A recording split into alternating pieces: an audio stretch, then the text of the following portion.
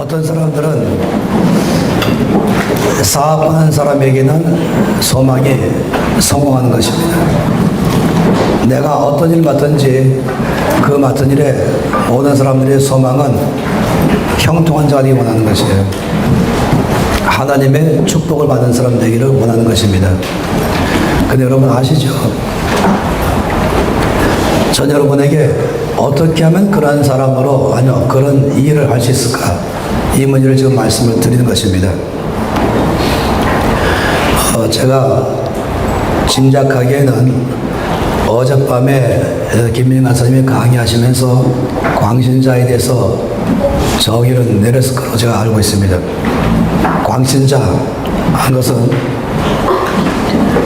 바람직한 목적은 갖고 있지만 아시죠? 광신자의 정의.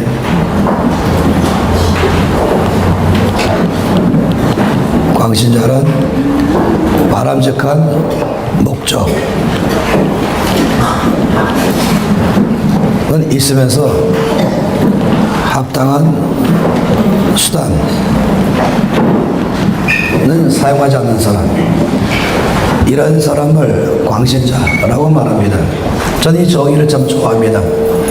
그냥 광신자 그러면은 지나치게 열심히 하는 사람 이렇게 많이 말할지 모르지만은 제가 좋아하는 이 정의는 바람직한 목적은 있지만 합당한 수단은 없는 사람 이렇게 말하고 싶어요.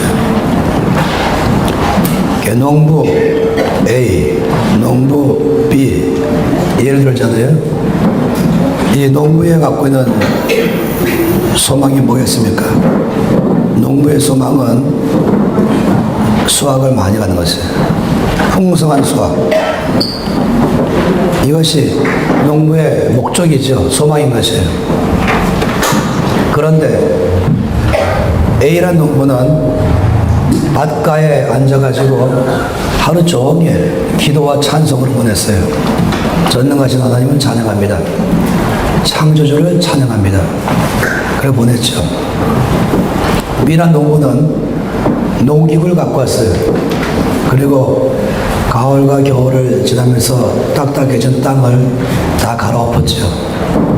두 번째는 창고에 잘 보관된 씨앗을 갖고 왔어요. 그리고 씨앗을 뿌렸죠. 흙을 덮었어요. 그리고 기도했습니다.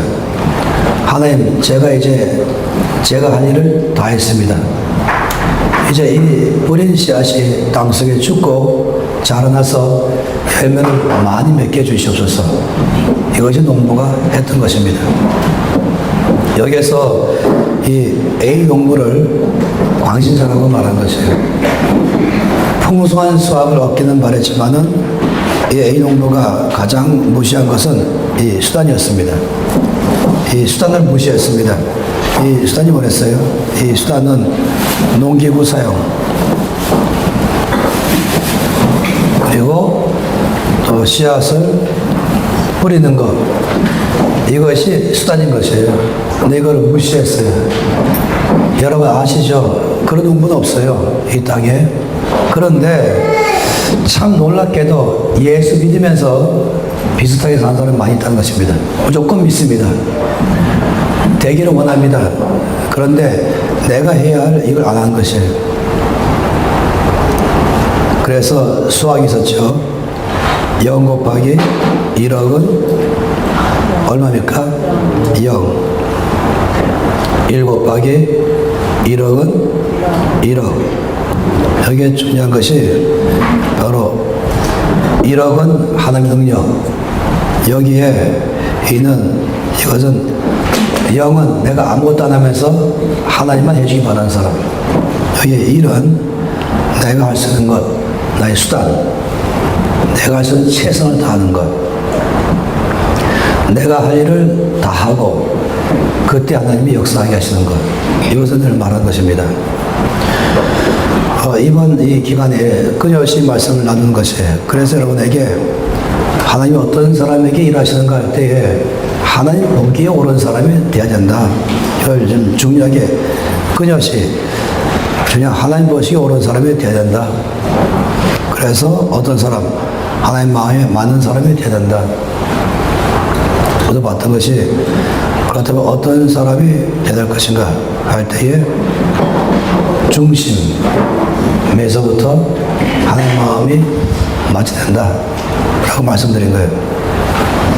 그래서 그 중심이 뭔가 할 때 지금 받은 첫 번째가 온유한 사람이 돼야 합니다. 온유한 사람이 바로 내가 할 수 있는 수단인 것입니다. 온유한 사람이 안 되면서 사업을 잘 되기 바란다. 온유한 사람이 아니면서 이 일을 성공시키기 원한다. 이럴 수 없다는 것이에요.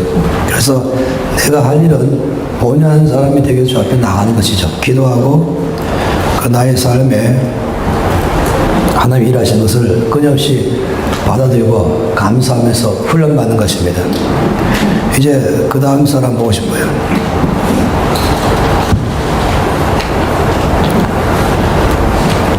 다시 사무엘상 17장 보겠습니다. 먼저 31절에서 33절 이 말씀을 읽겠습니다. 큰형 엘리압이, 죄송해요. 31절. 어떤 사람이 다윗의 말을 듣고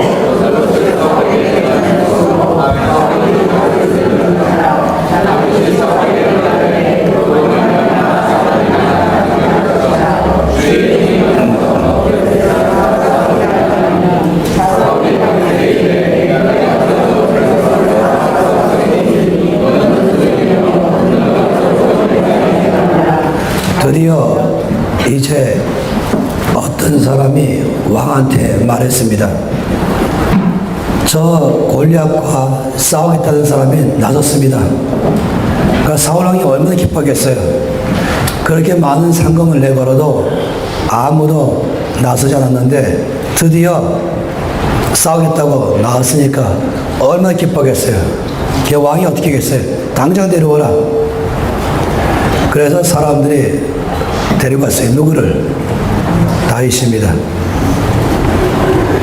바로 이렇게 말할 수 있어요. 바로 얘가, 이 소년이 그 사람입니다. 다윗, 사울 왕이 자기 앞에 와서 딱 서는 다윗 보는 순간에 사울 왕이 속으로 이렇게 말했을 거예요. 침착하자. 절대로 실망스러운 표정 짓지 말자. 이 용기가 얼마나 가상하냐. 자기가 좀 기대한 사람은 거인이 올 줄 알았잖아요. 용사 올 줄 알았는데 평범한 소년이 온 것이에요. 그냥 15살 중3짜리 소년 그냥 온 것이에요. 그러니까 사울 왕이 얼마나 실망했겠어요. 그러나 속으로 침착하자. 실망을 표시하지 말자. 근데 이 다윗이 오자마자 뭐라고 말했어요? 염려하지 마십시오. 저 사람 때문에 낙심하지 마십시오. 제가 싸우겠습니다. 이렇게 말했어요. 이때 사울 왕이 뭐라고 말했어요? 너는 안 된다. 너는 소년 아니냐? 저 사람은 어려서부터 용사다. 너는 안 돼. 이렇게 말했죠. 누가 봐도 안 되는 것이에요. 근데 그 다음에 한 말씀, 이 34절에서 37절, 저는 성경에서 이 말씀을 아주 좋아합니다. 다 함께 34절에서 37절까지 말씀 읽겠습니다. 다윗이 사울에게 말하되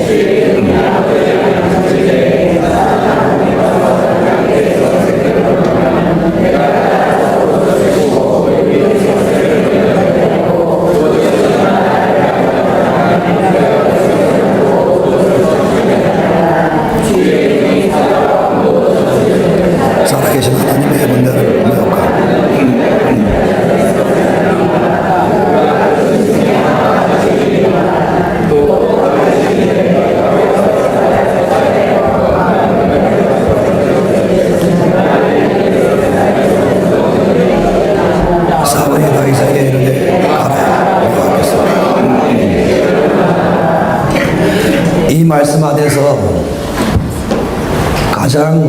감동되는 것이 무엇일까? 지금 다윗이 왕 앞에서 지금 제가 나가서 싸우겠습니다. 그랬더니 왕이 너는 안 된다. 싸울 수 없다. 객관적으로 너는 싸울 수 없다. 불가능하다. 라고 말했을 때 지금 그 앞에 다윗이 말한 말입니다.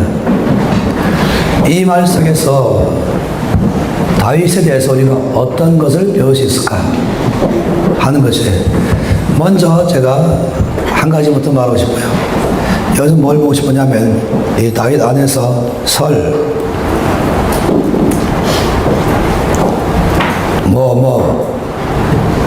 잘 이해 안 되지만 무슨 역. 그렇죠. 고맙습니다. 설득력. 설득력이라는 것은 뭔지 아시죠? 그것은 사람의 마음을 움직이는 것이에요. 저는 이런 말을 제일 싫어합니다. 다윗이 가슴을 또 때리면서 저만 믿어주세요. 제가 할 수 있다니까요. 아니 왜 저를 못 믿으세요? 이렇게 말하는 사람 저는 싫어합니다. 회의하면서 이런 식의 회의하는 사람 자기는 자신 있을 거예요. 그러나 지금 사울이 보기에는 어림도 없거든요. 이게 일반적인 사람들 눈이에요. 근데 나중에 회의 끝난 다음에 자기 의견이 채택되지 않았다 하면서 막 사람들 앞에서 거기 있는 사람 욕하고 막 그러면 한마디로 말하면 설득력이 없다는 것이지 그건 좋은 리더가 아닙니다. 좋은 리더는 자기 생각만 말하면 안 돼요. 내가 왜 이것을 할 수 있는지 이것을 다른 사람들도 알아들을 수 있도록 설득해내는 것입니다. 이게 좋은 리더인 것이에요. 자, 이때까지 보니까 너무 많은 사람들이 그냥 혼자 말하는 거예요. 나만 믿어주세요. 그리고는 하는 말이 왜 나를 못 믿어주세요? 이렇게 말하는 거죠. 아니 그렇게 말하면 안 되죠. 다윗은 사울 왕을 설득했습니다. 결국 사울 왕이 마지막에 가라. 설득된 것이에요. 어떻게? 이 말 속에서 제가 아버지의 양을 칠 때에 사자나 곰이 왔습니다. 이 보통 문제가 아니죠. 양떼 중에서 새끼를 움켜잡고 달아났습니다. 그럼 제가 쫓아갔습니다. 그 입에서 새끼를 건져내었습니다. 사자나 곰이 화가 나서 나에게 덤벼들면 내가 그 수염을 잡고 저 죽였습니다. 이것은 자기 경험을 말한 것이에요. 사자와 곰을 친 거에 대한 경험만 했어요. 그런데 다윗이 더 설득한 게 있어요. 뭐라고 했습니까? 하나님이 나를 사자나 곰의 발톱에서 건져 주셨습니다. 이것이에요. 자기 용기도 말하지만 하나님이 나를 도우셨습니다. 그 하나님께서 저 블레셋 사람에게서도 나를 건질 것입니다. 여러분 어디 생각하세요? 그럼 여러분이 할지라도 가라 이렇게 말할 거예요. 그렇다면 가라.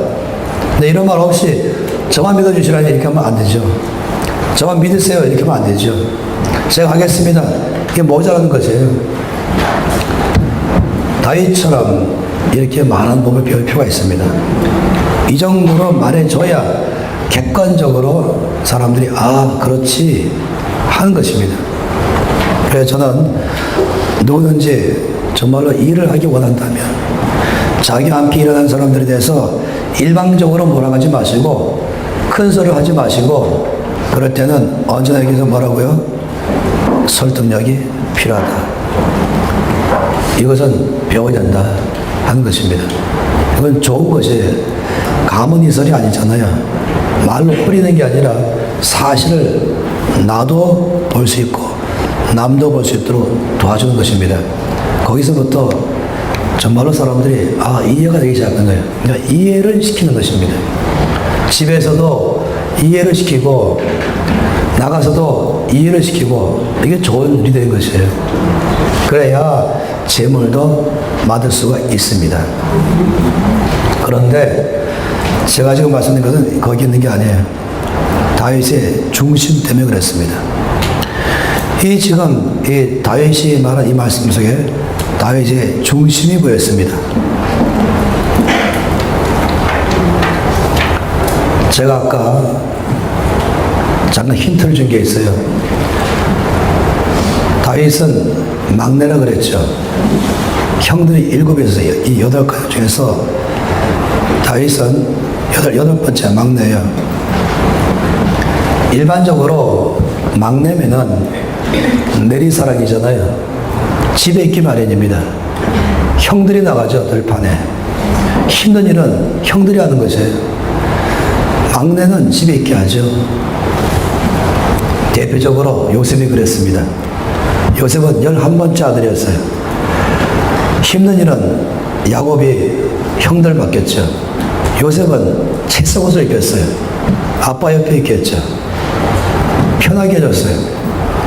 다윗은 막내인데, 그것도 10대 중반인데 형들이 집에 있고 요셉이 들판에 나갔어요. 그것도 하루 나간 게 아니라 아예 말씀드렸잖아요. 저 산골짜기나 바닷가나 시골에 공장에서 일하도록 했다. 친구 만나고 싶은데, 집에 있고 싶은데, 따뜻한 밥 먹고 싶은데, 학교 다니고 싶은데, 이게 다 배치된 거지. 왜 그랬을까? 아마 여러분이 다윗이라면 어떤 기분일까? 꿈이 많은 소년 시절에 아마도 이렇게 생각할 거예요. 나는 다리 밑에서 죽어왔나? 만일에 다윗의 입장에 들어가면요, 어떤 사람 될 가능성이 많은지 아세요? 이렇게 말해볼게요. B 뭐겠습니까? 금방 할 거예요. B 무슨 청소년? 네. 비행 청소년. 삐뚤어지는, 불만이 많고 화가 나고 모든 것에 대해서 피해의식이 있는, 왜 나에게 이렇게 하는가?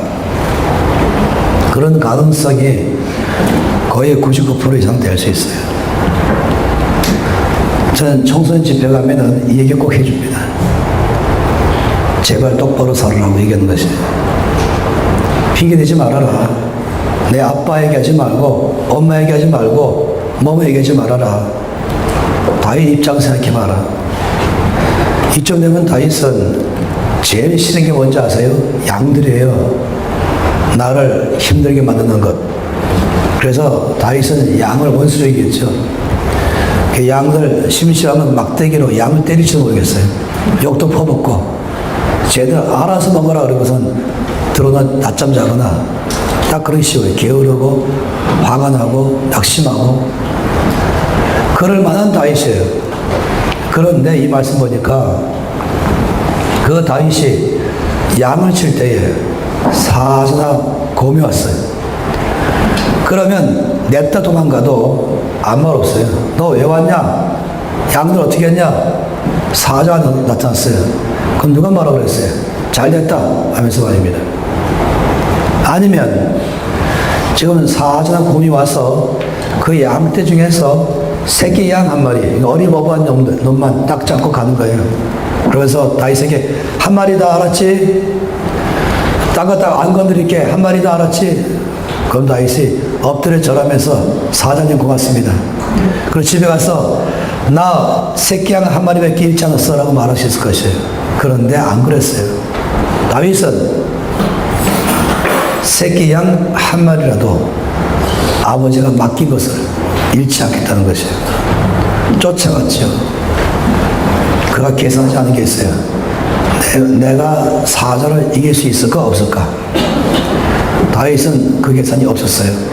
다윗은 아버지가 나한테 맡겨놓은 양들 내가 한 마리도 잃지 않겠다. 내 목숨을 던져서라도 나에게 맡긴 일을 다 해내겠다. 이 마음인 것이에요. 이것이 다윗의 중심인 것입니다. 다윗이 얼마나 용감하냐? 하나님 얼마나 도와주셨냐? 이거 중요한 것이에요. 그러나 더 중요한 것은 다윗의 중심 때문이었습니다. 자기에게 맡겨진 그 일, 마음에 들든지 안 들든지, 나에게 이익되든지 안 되든지, 알아주든지 말든지 거의 관심 있는 게 아니라 아버지가 나한테 맡겼다. 그러면 내 목숨 바쳐서 일을 해내겠다.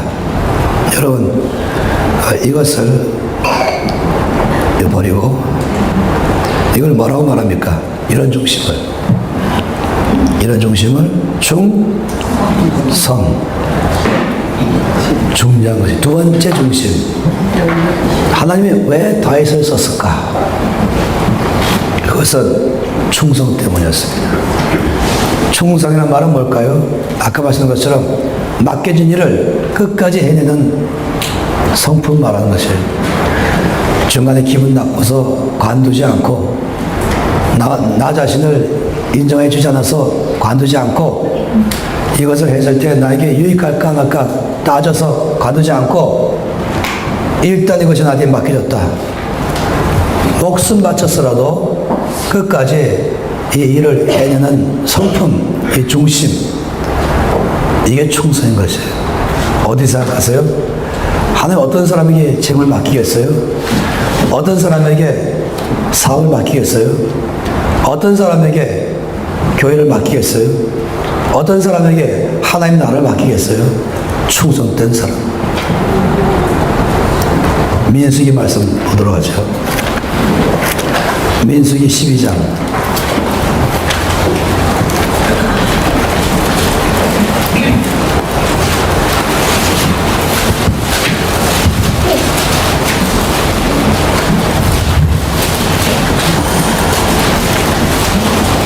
민수기 12장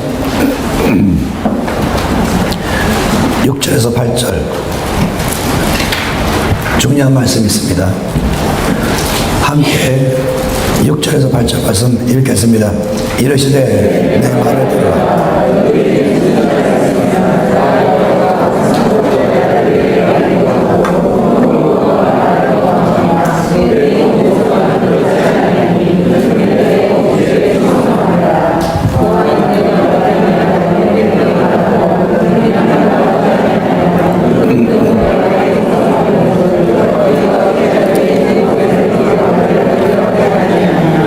자, 이 말씀 보면은 6절 말씀과 8절 말씀 보니까 하나님께서 그의 종들을 대하는 데 있어서 레벨이 있다 하는 것입니다.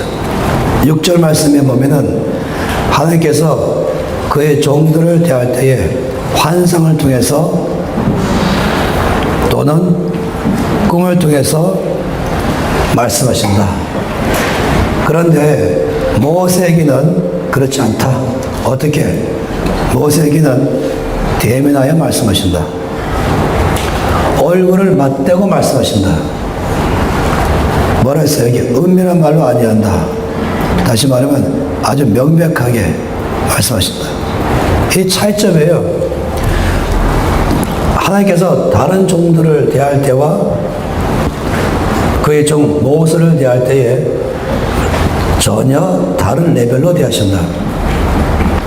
그러면서 하나님께서 왜 이렇게 모세에게는 특별하게 대하실까? 그거를 7절에서 말씀했잖아요. 7절에 뭐라고 말씀했습니까? 그는 내 온 집에 충성합니다.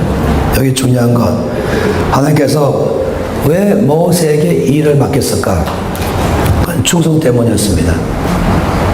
저는요, 모세를 묵상을 무지 많이 했습니다. 첫째는 5년 때 묵상 많이 했고, 둘째는 충성 때문에 묵상했습니다. 생각해 보세요. 하나님께서 애굽에 있는 그의 백성들을 이끌어내서 이 사막을 지나가서 약속의 땅에 가나안 땅까지 가는 이 일을 누구한테 맡기면 좋을까? 한번 여러분이 하나님 입장이 되어보세요. 어떤 사람을 찾겠습니까? 경제학자 필요하죠. 지리학자 필요하죠. 사회학자 필요하죠. 아니면 그 모든 가운데서 이 일을 맡길 사람은 누구일까요? 모세는 뛰어난 사람이었어요.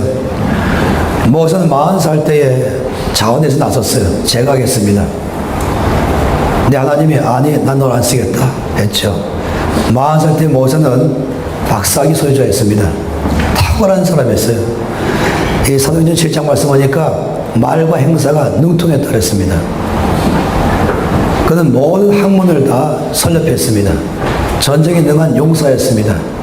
모세가 나가 싸우면 항상 이겼습니다. 동시에 모세는 모든 학문을 통달했습니다. 이만하면은 자기 있지 않겠어요? 근데 하나님이 아니라고 했습니다. 그런데 놀랍게도 그 나이 80세 됐을 때 하나님이 내가 널 쓰겠다 하셨습니다. 뭘 벗을까? 중심 때문이었습니다. 생각해 보세요. 이 모세가 맡은 이 짭은 만만치 않은 짭입니다. 힘들어요. 사람들이 수시로 어렵게 하지, 괴롭게 하지. 아주 쉽게 말하면 못 해먹겠다 라고 할 만한 상황이 한두 번이 아니었습니다. 관두자. 내가 굳이 욕먹어가면서 일을 왜 하냐? 굳이 내가 무시당하면서 일을 왜 하냐?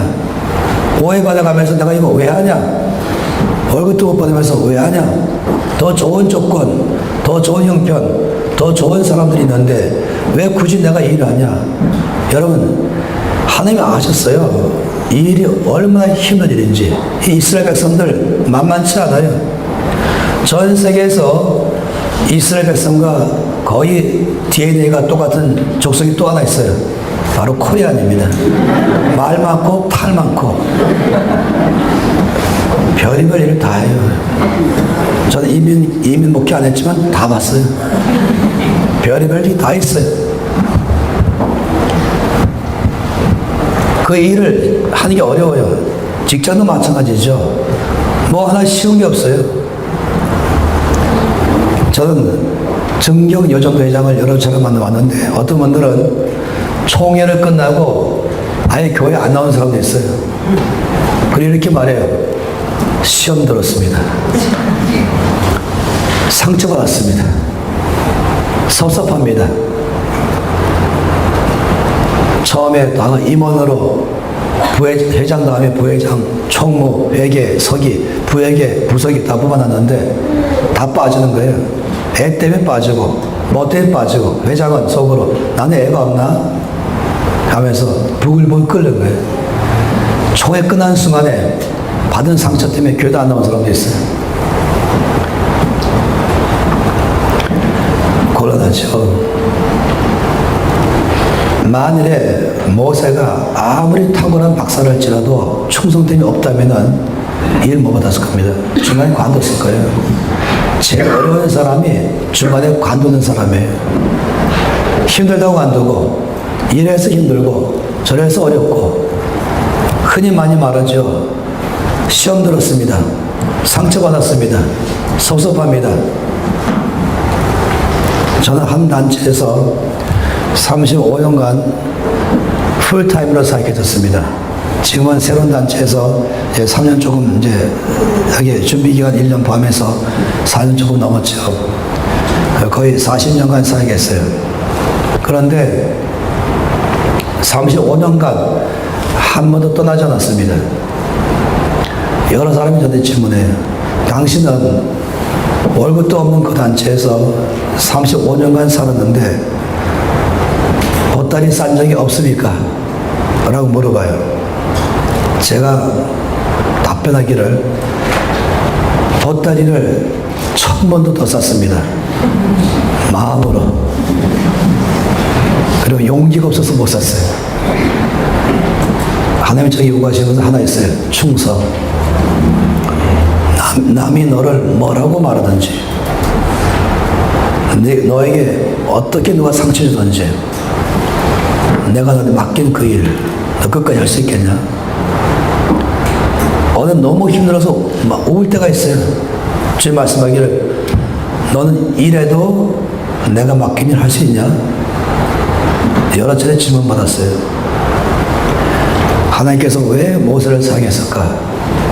바로 충성 때문이었습니다. 시편 101편 6절 말씀 보죠.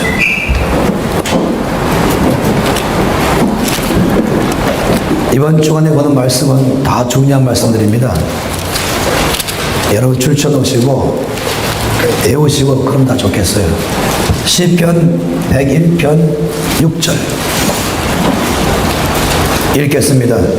내 눈이 이 땅에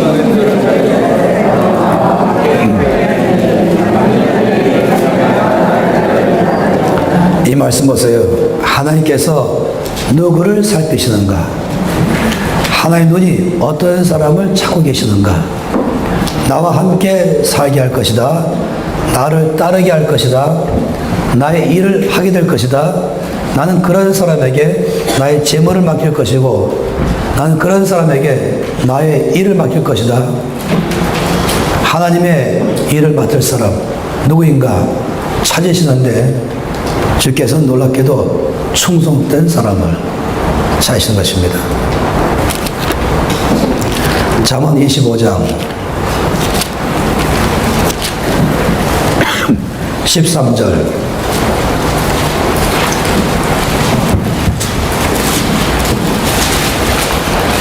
잠언 25장 13절입니다. 함께 읽겠습니다. 준원된 사자는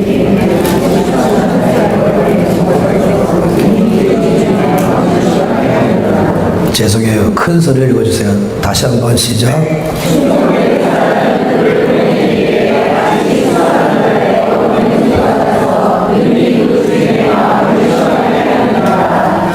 주께서 말씀하시기를 충성된 사람은 어떤 사람일까? 주인의 마음을 시원하게 하는 사람, 얼음 냉수 같은 사람, 추수하는 날에 얼음 냉수 같다. 하나님의 마음을 시원하게 한다. 이게 바로 이 충성된 사람의 특징인 것입니다. 하나님께서 어떤 사람에게 일을 맡길까 할 때 하나님 보시기에 옳은 사람, 그럼 어떤 사람일까? 중심이 충성된 사람, 이런 사람의 일을 맡기는 것입니다. 디모데전서 1장 말씀 볼까요? 디모데전서 1장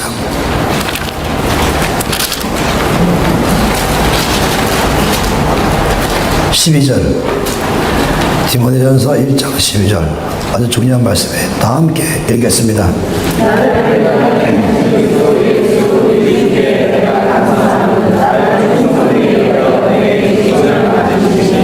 바울의 고백이에요. 바울이 이렇게 말했어요. 첫째, 예수께서 나를 능하게 하셨다. 두 번째, 예수께서 뭐랬습니까? 나를 충성되이 여기셨다. 세 번째, 예수께서 나에게 직분을 맡기셨다. 이 세 가지입니다. 자, 여기 앞에 칠판 보세요. 이 셋 중에 뭐가 제일 먼저입니까? 뭐가 제일 먼저입니까? 첫 번째는 충성입니다. 하나님께서 그 사람이 어떤 사람인가 먼저 보신 것이에요. 첫째, 바울의 충성을 받습니다. 두 번째, 직분을 맡겼습니다. 그리고 세 번째, 능력 줬습니다. 이 중요한 원칙이에요. 이 세상은 그렇게 안 해요. 이 세상은 능력 많은 사람이 일을 맡깁니다. 여기 우리가 오랫동안 살아왔어요. 그래서 하나님도 그렇게 할 줄 알고 있어요. 아니요. 성경에 말씀하기를 능력은 여호와께 속하였다. 지혜도 여호와께 속하였다. 하나님께 다 있어요. 하나님은 누구를 찾으시는가? 충성된 사람을 찾으신 것이에요. 이게 첫 번째예요. 그 다음에 그런 사람에게 일을 맡기는 것이에요. 그 다음에 그 그 일을 감당할 능력 주시는 것이에요. 여러분 기억하시기 바랍니다. 이것이 주님 나라의 법칙입니다. 하나님이 사람을 사용하시는 원칙은 이 세상과 다르다. 꼭 기억하십시오. 교회에서부터 말해본다면 직분을 맡기잖아요. 새해에. 그러면 이렇게 말씀하신 분이 많아요. 저 못합니다. 능력 없어서 못합니다. 저 그 일을 감당할 만한 능력이 없습니다. 이렇게 말해요. 이해되죠? 늘 그렇게 살아왔기 때문에. 그러나 아시죠? 주님께서 당신한테 일을 맡긴 것은 능력이 많아서 맡긴 게 아닙니다. 충성됨을 보고 맡겼습니다. 그러면 이 일을 할 능력이 있나 없나를 따지지 마시고 저 사자나 곰을 죽일 만한 능력이 있나 없나 따지지 말고 나에게 맡겨진 양들을 목숨 다 바쳐 지키는 게 내가 할 일, 이게 충성인 것처럼 나에게 맡긴 일을 내가 최선의 일을 다하면 하나님이 1억의 능력이 역사하는 것이에요. 사업을 맡기도 마찬가지입니다. 따라서 가장 큰 관심거리는 뭐겠어요? 능력이 아니라 충성인 것입니다. 하나님은 말씀했잖아요. 여호와의 눈은 온 땅을 살피면서 충성되는 사람을 살피신다. 만나시면 하나님과 함께 살게 하시고 하나님의 일을 맡기신다 라고 말씀했어요. 하나님께서 바울을 사용하신 것은 능력이 많아서 맡긴 것이 아니라 그의 충성을 보시고 직분을 맡기시고 능력 주었다. 모세도 마찬가지입니다. 모세가 능력 많을 때 쓰신 것이 아니었어요. 충성된 사람 됐을 때에 그에게 직분 맡기시고 능력 주신 것이에요. 이것은 지금도 똑같습니다. 어제 작은 가게를 맡든 큰 가게를 맡든 어떤 것을 맡든지 다 똑같은 것이에요. 지금 제가 말씀드리고 저녁에 말씀드린 이 모든 강의는 여러분 전체에 나가는 것입니다. 그건 목회자에게 나가는 것이 아닌 것이에요. 교회 봉사만 말하는 게 아닌 것이에요. 이건 나에게 맡기진 모든 걸 말하는 것입니다. 여기에 어떤 사람에게 일을 맡기는가 하는 것입니다. 근데 재미있는 사실 뭐냐면은 이 단어예요. 여기셨다. 란 이 단어예요. 이 단어는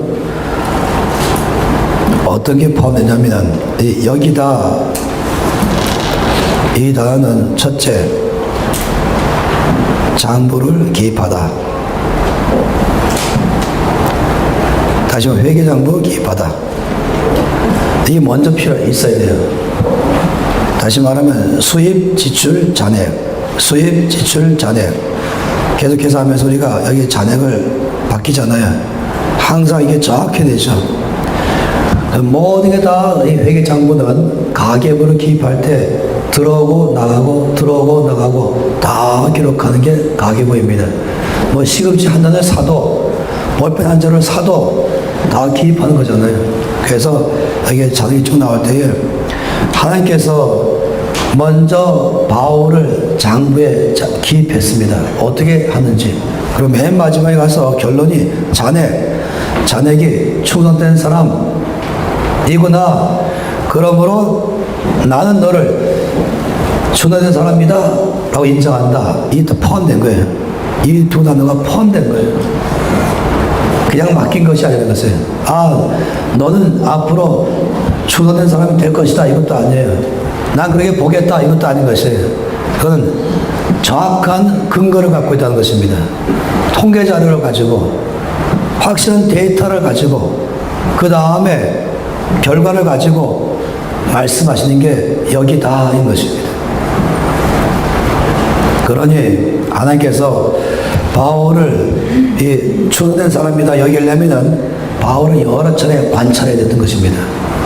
장부에, 하나님 나라의 장부에 기입하는 것이에요. 그 다음에 가서야 하나님 글을 쓰기로 결정한 것입니다. 그러면 자, 여러분에게 또 비밀이 있어요. 그거는 도대체 장부 기입. 그래서 결과적으로 충성이라는 잔액 나와서 하나님께서 일을 맡기고 능력 주시는 일, 이 장부 기입이 도대체 뭘까 하는 것이죠.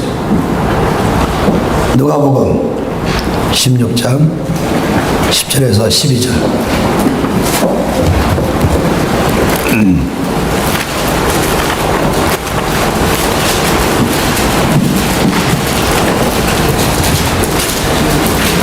누가복음 16장 10절부터 12절.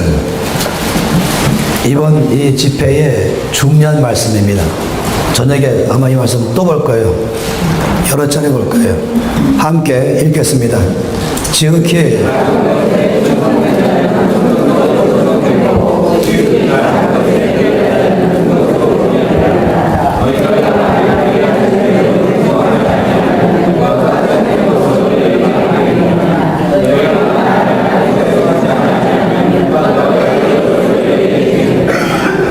이 말씀 보면은 첫째, 주님의 장부에 기입되는 항목, 첫 번째 뭡니까? 지극히 작은 것. 이게 첫 번째 항목이에요. 지극히 작은 것에 충성하라. 그 사람이 지극히 작은 것에 충성하는지 주님께서 관찰하십니다. 어떻게 지극히 작은 것일까요? 그냥 작은 것도 아니고 지극히 작은 것이에요. 지극히 작은 것. 아주 우습게 볼 만한 것. 쉽게 넘어갈 만한 것. 그런데 그 일에 충성하라. 지극히 작은 것. 남들이 별로 안 보는 것. 제가 무대 앞에 서잖아요. 이 무대 앞에 서는 건 작은 게 아닙니다.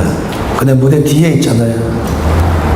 오늘 이 방을 이제 세미나룸으로 꾸미기 위해서 미리부터 와서 줄 다 깔아야 되고, 의자 정리해야 되고, 스피커 설치해야 되고, 마이크 준비해야 되고, 또 이런 다음에도 계속적으로 이걸 다 하도록 준비해야 되고, 아무도 신경 안 써요. 그렇다면 그건 작은 것입니다. 근데 하나님은 보고 계신 것이에요. 교회 주방에서 봉사하는 것, 작은 것이죠. 혹시 주일날 주차 관리하는 것, 작은 것이겠죠. 신발 정리하는 것, 작은 것이겠죠. 저는 이 껌을 씹을 때에 꼭 은박지가 있는 껌을 삽니다. 왜냐하면 껌을 씹은 다음에 아무데나 버리지 않기 위해서 그 은박지에 싸서 버리려고, 그래서 은박지가 있는 껌을 쓰는 거예요. 근데 길에 가다가 가끔 보면은 껌을 씹는데 겉에 종이 벗기고 은박지가 끼고 껌을 먹는데 손에서 쑥 벗겨져 나가요. 그냥 땅바닥으로. 제가 보고 있어요. 차 가다가 딱 보니까 껌 먹으면서 자동적으로 종이 벗겨 나가더라고요. 제가 속으로 저기 작은 데 충성하라. 그거 작은 거 아니에요. 말씀하시기를 지역이 작은 데 충성할 때 큰 것에도 충성한다 했어요. 작은 것 충성 못하는 사람, 큰 것 충성 못한다 이 말입니다. 하나님은 모든 사람을 사랑하십니다. 조건 없이. 믿으십니까? 그러나 하나님은 모든 사람을 쓰지 않으세요. 하나님이 사람 쓰실 때는 엄격한 테스트를 하십니다. 먼저 지역이 작은 것부터 어떻게 하는지 보시는 것이에요. 주차할 때 급하다고 두 칸 내가면 주차하는 사람 아니죠. 자기 칸에 자기 것만 정확하게 주차하는 사람 되시는 것이에요. 지역이 작은 것이죠. 별거 아닐지 모르겠어요. 아니요. 그거 별거 아니 중요한 거예요. 여기다라는 단어, 장부 기입할 때 첫 번째 무엇을 장부에 기입할 것인가? 하나님은 바울이나 저나 여러분이나 지극히 작은 것에 충성하는가 보고 싶은 것입니다. 어떤 교회는 큰 회사의 회장님이 와 계시죠. 장관이 와 있죠. 그러면은 이 장관님, 이 회장님 보면 교회 봉사하면 잘하겠다. 잘하실 거예요. 그러려면은 먼저 주차 관리부터 시키세요. 그 잘하는지 보고 싶은 거예요. 그럼 먼저 와서 스피커 설치하도록 시켜보세요. 툴툴거리면서 내 나이에 이거 할 때냐 지금? 이 고난의 문제입니다. 지극히 작은 것. 아마 우리 하루 종일의 모든 삶은 다 지극히 작은 것일 거예요. 두 번째는 불의한 재물에 충성하라. 이건 나중에 이제 저녁 때 더 볼 수 있으면 좋겠습니다. 재물에 충성하라. 여기 불의한이라는 말은 다른 의미는 아니에요. 이건 잘못된 방법 돈 버는 게 아니라 다음 내용 때문에 그런 거죠. 여기 참된 것을 맡기겠다. 참된 것, 하늘나라 것, 하나님의 것, 안 보이는 세계 것 하려면 보이는 재물부터 잘하라 이거죠. 재물을 다룰 줄 모르면서 하나님의 나라 일을 할 수 있다? 불가능 말씀한 것이에요. 하나님의 더 큰 사업을 맡기겠다? 그러려면 하나님의 사업 맡기겠다? 그럼 재물부터 충성해야 되는 것입니다. 세 번째, 남의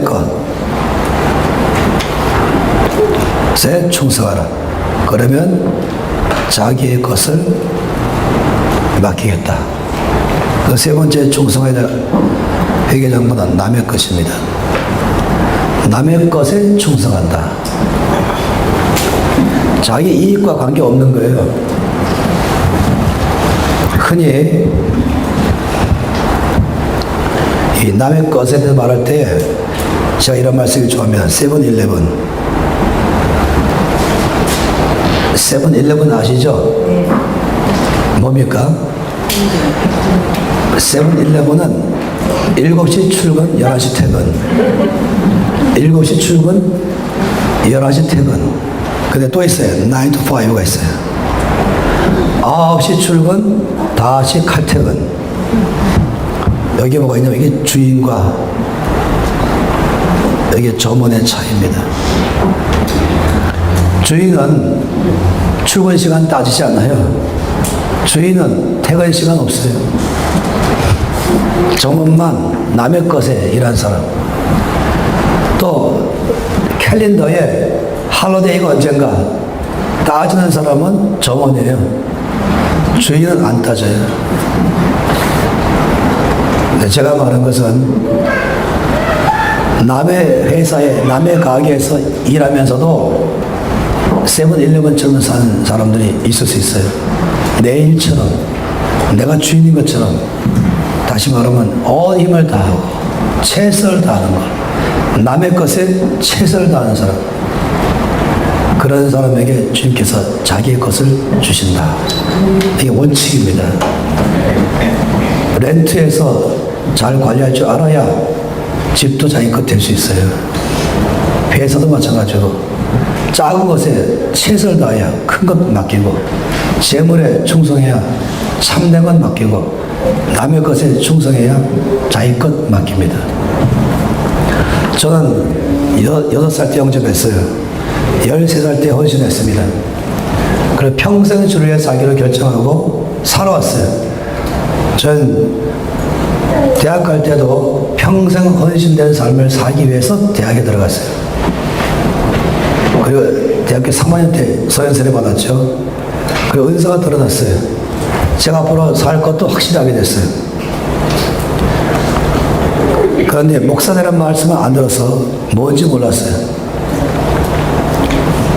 한국에서 제일 큰 대기업에 취직이 됐어요. 근데 주님께서 아니라 말씀했죠. 그리고 신학교 가라고 말씀했어요. 또 그 다음에는 그것도 아니라 말씀하시고 한 단체에 들어가라 했어요. 성교단체. 그게 제가 첫 발을 내딛는 것입니다. 대학 졸업하자마자 월급도 없는 단체에 들어갔어요. 이미 인정받는 사람이 되셨어요. 은사가 인정받고 뚜렷한 비전이 있었고, 그런데 제가 그 단체에 들어갔더니 저한테 맡긴 일이 뭐냐면은 전도지 도장 찍는 일이었었어요. 그래서 저는 접는 것이죠. 또 나눠줘야 돼요. 사람들에게 나눠줘야 전도할 사람들하고 다 오게 합니다. 그 다음에 매주 화요일마다 기도 모임이 있었어요. 기도 모임에 일찍 와서 의자를 정리하는 것이었어요. 그리고 불 켜는 것이었죠. 그 사람들이 오면은 자리에 잘 앉히는 것이었어요. 그러다가 사람들이 점점 많이 오니까 예수님을 믿을 사람들을 영접시키는 일을 하고 싶었어요. 그래서 결정들 했죠. 그 예배 중에 여러분 중에서 예수님 영접할 사람 계십니까? 손 드십시오. 그 사람 손 들잖아요. 그 앞에 사회 오는 사람이 그럼 조용히 보따리 들고 저 뒤로 나가시면 거기 폐백실이 있습니다. 명동 YWC에서 뭐 있으니까 그 폐백실 가면은 한 형제가 여러분을 도와줄 것입니다. 그 형제가 바로 저였습니다. 제가 며칠 그렇게 몇 달간 그렇게 살았어요. 하루는 집에 가면서 입이만큼 나왔어요. 주님, 제가 큰 회사도 포기하고 신학교도 학교도 포기하고 이 단체에 들어왔는데 저 은사도 있고 능력도 있는데 무대에는 한 번도 못 나가고 저 뒤에서 불 껐다 켰다 의자 정리 사람들 안내 영접할 사람에서 저 뒤에 폐백실에 앉아갖고 영접시키는 일 아버지 왜 저 뒤를 맡기십니까? 이만큼 나왔어요. 그랬더니 주님이 저에게 이렇게 말씀했어요.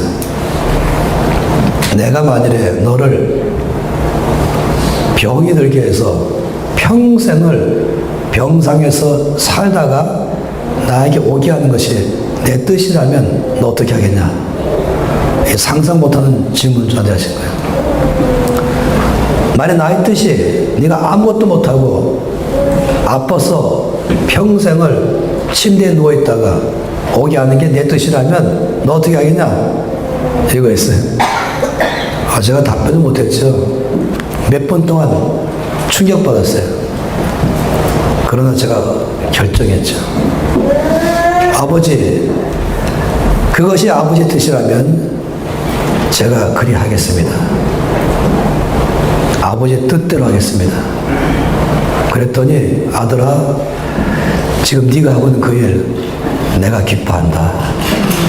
미리 와서 의자 정리하고 불 켜고 불 끄고 안내 보고 사람들을 복음을 제시해서 영접하는 그 일 무대에 안 나오고 전체 안 가르쳐도 인도하지 못하고 다 뒤에 있다 할지라도 아들아 내가 그것을 기뻐한다. 그래서 제가 주님께 주님 제가 은사가 있는 사람이지만 제 은사가 평생 쓰임받지 않아도 좋습니다. 아버지가 기뻐하신다면 그것이 작든 일이든 누구나 할 수 있는 것 일할지라도 제가 최선을 다하겠습니다. 그랬더니 1년 후에 그 모임에서 예수님을 영접한 사람을 제가 1년 동안 52주 했었어요. 52주 동안에 52번이죠. 영접하는 사람들의 명단을 제가 다 작성해서 제 리더에게 제출했어요. 몇 명인지 아세요? 2,400명 영접했어요. 서영고무 그룹을 70개 그룹으로 만들었죠. 그럼 많은 사람들에게 맡겼어요. 자, 그때를 평생 잊지 못합니다. 마이크에 줄 접는 거, 악기 나르는 거 다 했어요. 주님이 저를 보신 것이에요. 저를 보셨죠. 어디서? 지극히 작은 것에 충성하는가? 재물에 충성하는가? 남의 것에 충성하는가? 그리고 그 다음에 저희 것을 맡기셨어요. 그 다음에 가서야 맡기셨어요. 여기 있는 것처럼 먼저 보고 싶은 것은 충성인 것입니다. 그 다음에 직분을 맡기십니다. 그 다음에 늘려주시는 것이에요. 주님의 관심은 충성이었어요. 제가 그때 그 사건 때문에, 그 1년간 사건 때문에 평생을 사역할 수 있게 됐어요. 제 속에 한 번도 말하지 않은 게 있어요. 상처받았다. 이 말을 해본 적이 없습니다. 두 번째, 섭섭하다. 이 말을 해본 적이 없습니다. 셋째, 시험 들었다. 이 말을 해본 적이 없습니다. 상처받을 일이 없었다. 맞습니까? 아니요. 제가 1000번이나 마음에 보따리 써서 그랬잖아요. 그렇지만은 제 안에서 결정했어요. 충성하겠다. 아버지 맡긴 것 충성하겠습니다. 하나님 아버지가 그걸 보고 싶으신 것이에요. 그래야 일을 맡길 수 있는 것이에요.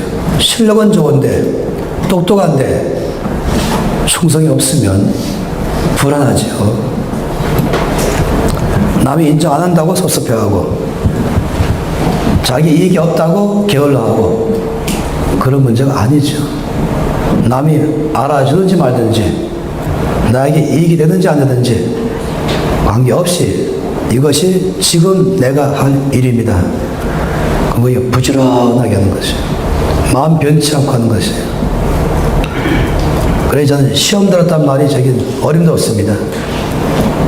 시험 안 들기 결정한 것이에요. 상처 안 받기를 결정한 것이에요. 저는 저희 맡긴 일에 최선을 다하는 것입니다. 하나님께서 그걸 보고 싶으신 것이에요. 저는 온유함을 다룬받은 사람이고 충성 다룬받은 사람입니다. 여러 차례 굉장히 많은 세월 동안에 이 두 면에 끊임없이 주저를 살피셨습니다. 온유함과 충성 때문에. 이 온유함은 사람 관계에서 나타나야 할 중심이고 충성은 사역, 흔히 많이 말하는 업무, 어떤 나에게 주어진 이 면에서 있어야 될 중심인 것입니다.